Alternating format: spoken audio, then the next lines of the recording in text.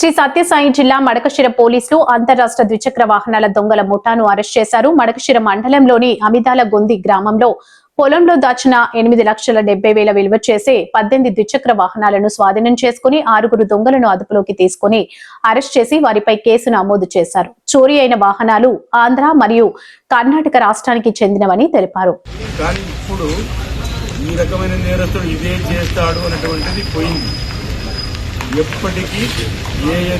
ఎప్పటికేదో సూటబుల్లో దాని motor cycle offenders ను 6 మందిని అరెస్ట్ చేసి వారి నుండి 18 మోటార్ సైకిళ్లు వాటి విలువ 8,70,000. ఇదేమంటే మనకు మడకశిర ప్రాపర్ లో హోటల్ దగ్గర మోటార్ సైకిల్ పెట్టి భోజనానికి పోయొచ్చే లోపల మోటార్ సైకిల్ దొంగతనం జరిగింది. అదేవిధంగా